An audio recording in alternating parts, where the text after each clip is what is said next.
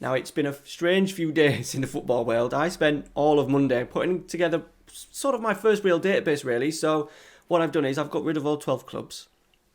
I've also got rid of the players. The players have all retired. I've rearranged the leagues based on sort of like current standings. So you now find the top 6 from the Championship currently all in the Premier League. I've rearranged the Champions League structure as well. So the teams that are currently sort of like the top 4 without the big 6 in the Premier League have all been changed. Done the same in La Liga. I've also done the same in Serie A. And then what I've done is there's going to be 2 links down below. Link number 1 is just a database, starting with obviously in 2020 for you guys to go in and play yourselves. Let me know down in the comments who you fancy starting a save with. And link number 2 is the database 50 years later, if you just want a little nosy around in a little bit more detail than what I'm going to show you today.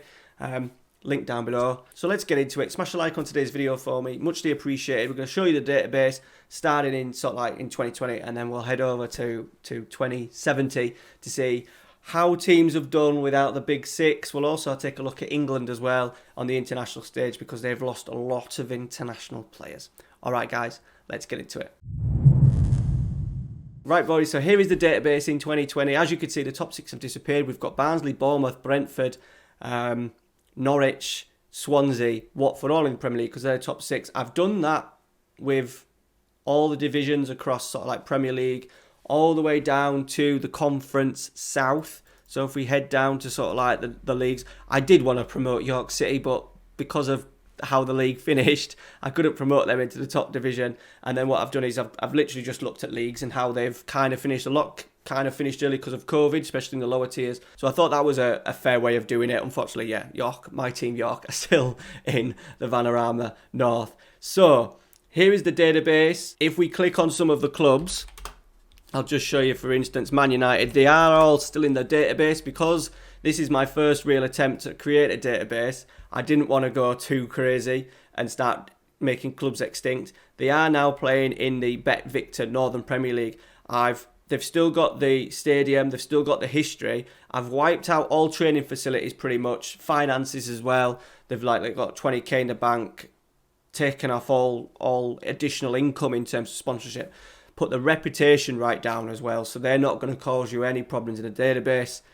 They're not in the game, but as you can see, all players, managers have disappeared. The managers are still in the game because I thought that would be an interesting tweak just to see if any managers do move around, but all the players at the big 6 and all the other 6 across sort of like the ESL teams have all been retired. I did have a funny glitch in the database. There's about 10 Dutch players kicking around as agents, even though I tried to retire them like everyone else. For some reason, for these 10 Dutch players, I think Van Dijk, De Vrij, Donny van der Beek, I've had to change them to agents. So you may see Van Dijk, Donny van der Beek pop up in your save as an agent. All right, so there it is. It's the same for the others. So if we go into La Liga, obviously the big boys aren't there again.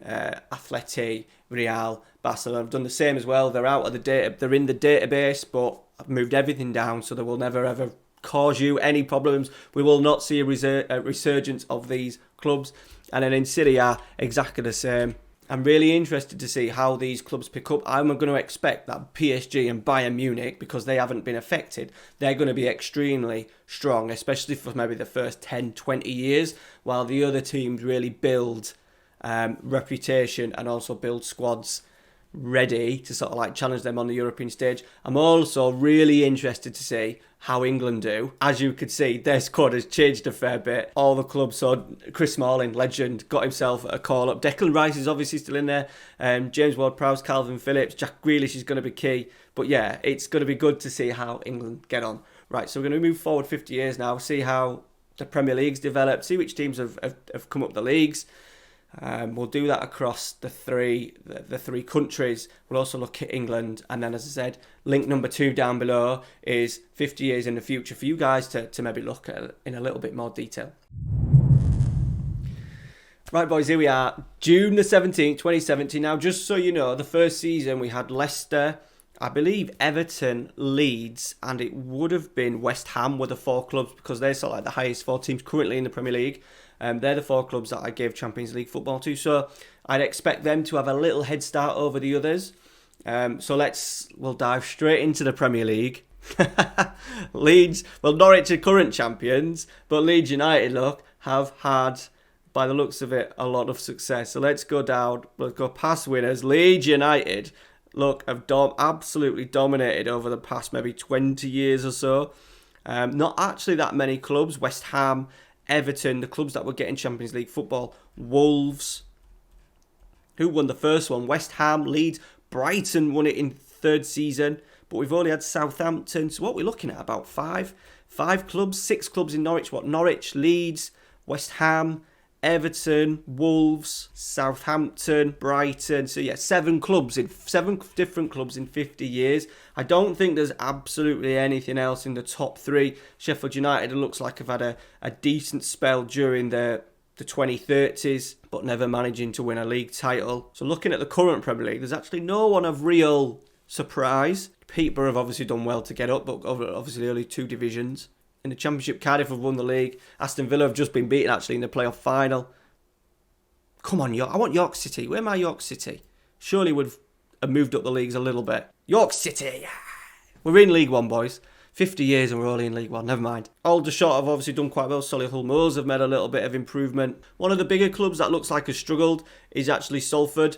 You wouldn't expect them to be in National League North in 50 years in the future. I think realistically you would probably see them progress through the leagues. But no, they're down in National League North. Now, I was expecting Valencia to be quite strong. However, they were actually quite close to relegation. So when I moved everything around, they still were in Europe. But by the looks of it, very much like Leeds United, they've dominated the last sort of like decade or so. Wow. Randomly, Barcelona B have managed to get up, win the league bizarrely, and then go back down. That's a strange one. Villarreal have had a little spill. Tenerife. Sevilla, you would expect Sevilla, wouldn't you? You would have expected Sevilla to do something. My boys Bilbao as well. But looking at the league table, where is Sevilla? Athletic Club Bilbao find themselves in mid-table in the 2nd division. Real Sociedad find themselves in the 3rd tier. Celta Vigo are in the 3rd tier but have actually won the league. Sevilla have also had a real drop from grace. They've really struggled as well. They're in the 3rd tier. Let's move up very quickly to Serie A. Parma leading the way. We've got Atalanta Novara. Empoli, we're picking up trophies, past winners. I expected this league to be quite strong. Napoli, Lazio, Roma, Cosenza Catania. They've had a huge amount of different winners here. So if we go for Parma, Atalanta, Novara, Sassuolo, Ternana, Bari, Genoa, Pisa, Chievo, Catania, Cosenza, Napoli, Lazio, Hellas Verona, Bologna, Genoa. They've had like over probably 10-15 winners there. So definitely the most competitive league. Let's see the Champions League. Now I'm expecting this. Now West Ham are holders. And by the looks of it recently, as you would expect, as Football Manager tends to do, is push the English clubs. But I'm expecting... Yeah, so early on here, look. The first few years, Everton won it in 2029. Atalanta did well win it in the 2nd season. Marseille were runners-up in the 2nd season. But Bayern have picked up a load. Look, PSG... Bayern, Wolves, Hertha, West Ham, Leeds, PSG, Leeds again, PSG, Wolves, Leeds. Leeds United have done very, very well. They've been pretty strong. They've now got 7 Champions League trophies, 19 Premier Leagues, 2 World Cup, 2 FIFA Club World Cups, 4 Europa Leagues, 5 Super Cups, 13 FA Cups, 2 Europa Conference Leagues as well. Let's just see. Obviously, most players have retired. Managers retired. Any famous managers? Yeah, they've had Buendia. They had Corey Bacon in charge, who won 8 league wins and 22 cup wins. Buendia also did pretty well for them. But Bielsa, they've Roger Smith, Villas-Boas, Eddie Howe's been there. Potter's been there. Maxi Gomez has been there as well before he retired. So Leeds have done very, very well without the big, greedy 6. Now, last little thing we're going to do. Let's see England. I think a World Cup is maybe just underway. It's just about to get underway, look. The World Cup in 2070. Unavara is the current England manager. Brilliant. They've done quite well. They're up to 3rd now, so their rankings haven't dropped a great deal. World Cup winners since it started. Holland, Belgium, Portugal, Italy, Denmark, Italy, Brazil, Spain, Brazil, Scotland. Scotland have won the last 2 World Cups. Which is kind of strange because Scotland which is kind of strange because I don't think the Scottish clubs have done actually too well now. Rangers, Scotland, they haven't won any Europe. They've won one Europa. Let's actually have a little dive into the Europa while we're here, very quickly. A whole host of different winners here. So Sevilla, obviously Dortmund. Expected to see a lot more from Dortmund. They've not kicked on as much as what we would have thought with the advantage that they've had. Hertha, Napoli, Villarreal, Everton, Atalanta, Sheffield United, Southampton, Benfica, Werder Bremen, Leeds obviously in there, Watford have got themselves in there, PSG, Montpellier, Newcastle a little bit of success, Porto, Leipzig, there's Celtic, no trophies for Rangers, so it's strange to see how Scotland have won the last 2 World Cups, but they have. Who's the superstar?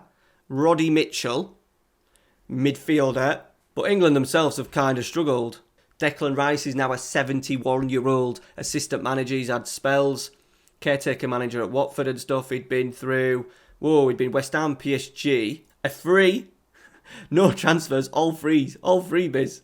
Bizarre. Jude Bellingham retired at 39. Interestingly, with the transfers, it did take a while for some of the clubs to kind of catch up. As you can see, 2020 was pretty quiet, and then it started picking up a little bit. PSG doing bits, and then Sancho, Haaland ended up going PSG, 103 million. But the biggest deal of all was in 2042. It was Tim Hawasili, who's come from Hertha, and West Ham broke the world record for him. Ended up with 125 appearances, 74 goals, 80 goals in 240 games for West Ham. Don't know if that was value for money or not. Very quickly, the records for England. All-time goal scorer is Luno Julin, who is actually a free transfer. So if you wanted to start the game in 2070, there you go. He's not a bad free transfer to pick up. Sheffield United had paid 95 million from Wolves. He started at Burnley, 75 million. So there's a nice little freebie for you. Born in China, but 152 appearances, 100 goals. Most capped player was a player called Harvey Lidicott as well. PSG got involved in him in 2061. And that's it, boys. Thank you very much for watching. Let me know if you downloaded the databases. I've really enjoyed actually putting this together and just having a little flick through over the past half an hour. So thank you very much for watching. If you are new to the channel, drop a subscribe. I have got a new live stream series starting on the channel very, very soon. And let me know down in the comments if you're going to start a new save. Let me know who you're going to be managing. All right, guys, take care. See you later.